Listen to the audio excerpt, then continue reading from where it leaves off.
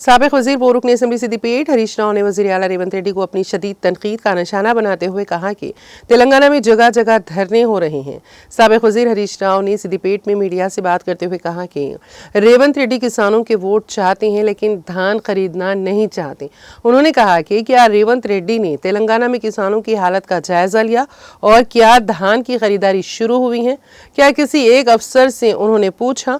हरीश राव ने रेवंत रेड्डी पर किसानों को परेशानी में डालने का इल्जाम आयद किया। రాష్ట్ర వ్యాప్తంగా ఎక్కడ చూసినా ధర్నాలు జరుగుతున్నాయి। ఇవాళ జగిత్యాల జిల్లాలో ధర్నా అయింది, మహబూబాబాద్ జిల్లాలో ధర్నా జరిగింది, సూర్యాపేట జిల్లాలో ధర్నా జరిగింది, సిరిసిల్ల జిల్లాలో ధర్నాలు జరుగుతున్నాయి। ఈ రేవంత్ రెడ్డి రైతులను రోడ్ల మీద పడేసిండు। రైతుల ఓట్లు కావాలన్నట గాని రైతుల వడ్లు పట్టదట ఆయనకు। ఓట్లప్పుడు మాత్రం పడి రైతుల ఓట్లు అడిగిండు। ఏమయ్యా వడ్లు కొనంటే నాకు పట్టదంటుండు। ఒక్కనాడన్న ముఖ్యమంత్రి వడ్ల మీద రివ్యూ చేసినవాను? ఇయాలటి వరకు వడ్ల కొనుగోలు ఏమైతుంది, రాష్ట్రంలో రైతుల కష్టాలు ఏమైతుందని ఒక ముఖ్యమంత్రిగా ఉన్న నువ్వు ఎన్నడన్నా ఒక్కనాడన్నా వడ్ల గురించి రివ్యూ చేసినవాను? అడిగినవా అధికారులను? నువ్వు అసలు ఒకనాడన్నా మాట్లాడినవా నువ్వు? రా మరి, అప్పుడు ఓట్లప్పుడేమో ఊరు తిరిగితివి, ఇప్పుడు రా, ఏ ఊరికి వస్తావో రా, వడ్ల కొనుగోలు కేంద్రాలు, రైతుల కష్టాలు చూడు, రైతుల బాధలు చూడు। నీ మంత్రులు రా రైతువి, నువ్వు రావైతివి, ఇవాళ రైతుల గోస ఉచ్చుకోవట్టివి। ఆ రోజేమో రైతు బంధు కేసీఆర్ 2 సార్లు ఇస్తుండు, 3 సార్లు ఇవ్వాలన్నాడు ఈ మగోడు, 3 సార్లు ఇవ్వాలన్నాడు, ఒకసారికి ఎగబెట్టిండు। వానకాలం రైతు బంధు కూడా అయిపోతుంది। ఇప్పుడైతే 10,000 నేనొస్తే 15,000 ఇస్తా అన్నావు। ఏవి 15,000? 10 ఎగబెడితివి, 15 ఎగబెడితివి, మొండి చేయి చూపించినావు। నా రైతు బంధు ఇవ్వకపోతివి, వడ్లకు 500 బోనస్ అంటివి, బోనస్ తుస్తుమనిపించినావు। బోనస్ బోగస్ అయిపోయింది నీది। బోనస్ ఇయ్యవు, రైతు బంధు ఇయ్యవు, ఏం చక్కగిచ్చినావు నువ్వు?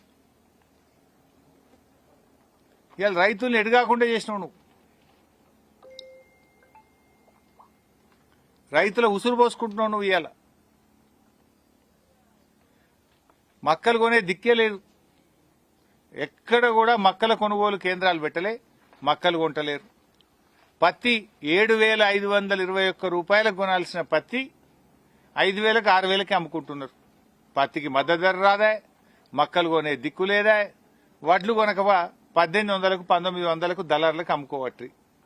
ఆంధ్రాకేలొచ్చి వాళ్ళు ఇక్కడ తెలంగాణలో వడ్లు కొనుక్కపోతున్నారు 1,800, 1,900కు। అంటే ఒక్కొక్క క్వింటాల్ మీద 300, 400 నష్టమైతుంది రైతులకు। 400-500 పోతుంది ఒక క్వింటాల్ మీద।